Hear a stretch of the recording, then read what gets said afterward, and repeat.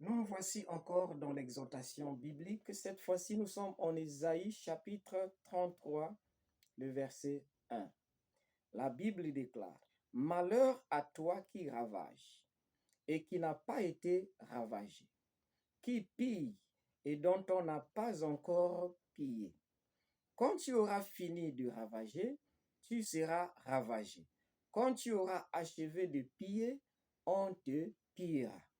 Je voudrais ici maintenant aborder les Occidentaux. Je vais parler aux Occidentaux. Et en particulier à la France, pays colonisateur de beaucoup de pays en Afrique. La parole de Dieu dit: Malheur à toi qui ravage et qui n'a pas été ravagé, qui pille et qui n'a pas encore été pillé, ainsi de suite. L'Afrique n'avait appelé aucun Européen de venir chez elle. Mais ce sont les Européens et les autres qui sont venus en Afrique. On ne vous a pas appelé. Nos aïeux vous ont accueillis. Vous les avez menés la guerre. Vous les avez torturés. 400 ans d'esclavage, pillage des matières premières. Vous avez ravagé. Vous avez traité ces Africains comme des animaux. Vous les avez vendus la traite négrière. L'histoire est témoin. Et vous avez voulu détenir l'Afrique comme votre propriété privée, votre mine d'or pour arracher toutes les richesses et emporter dans vos pays. Bâtir vos pays, bâtir vos cités et réunir vos conditions. Quand vous voulez venir en Afrique, il n'y a pas de conditions, il n'y a pas d'obligations. Mais quand les Africains veulent arriver là-bas, il y a tout un tas de choses à faire, que vous avez mis des obstacles pour empêcher aux Africains de venir chez vous. Mais vous avez pillé l'Afrique. L'histoire est témoin. Vous avez ravagé l'Afrique, mais ne vous en faites pas.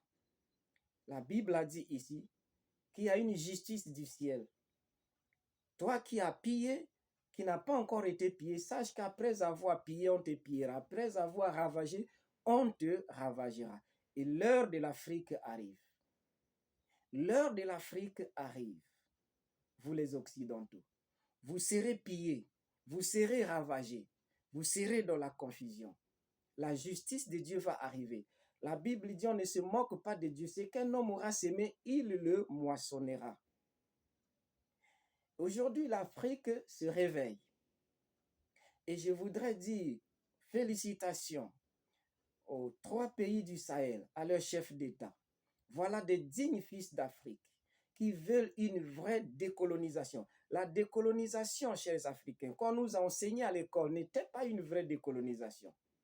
Ça, c'était juste une manière de distraire les Africains. Voilà l'heure de la vraie décolonisation qui arrive.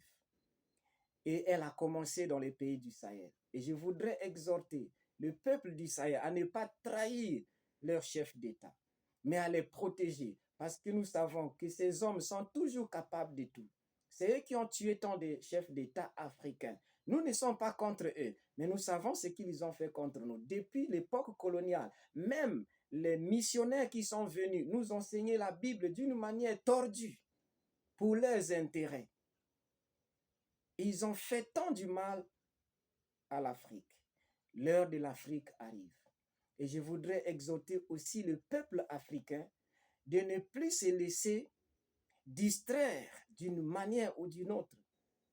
Les pays du Sahel ont pris une bonne option pour l'indépendance, pour la vraie décolonisation.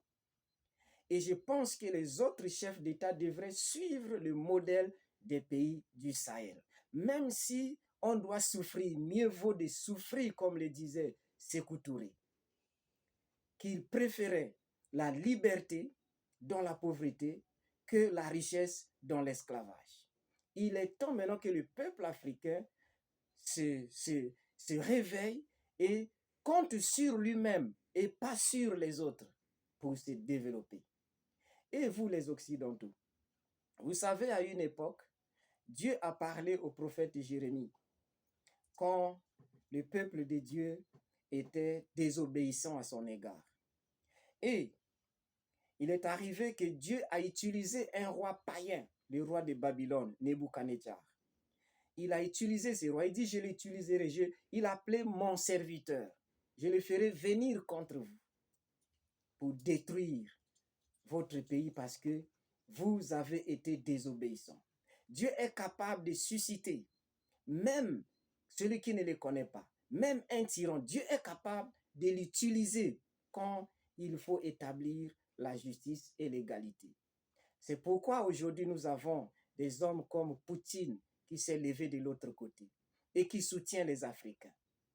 C'est l'heure de l'Afrique qui est arrivée pour établir la justice. Parce que vous avez été trop injuste, vous avez été trop manipulateur, vous avez été trop méchant. Mais l'heure de la justice arrive.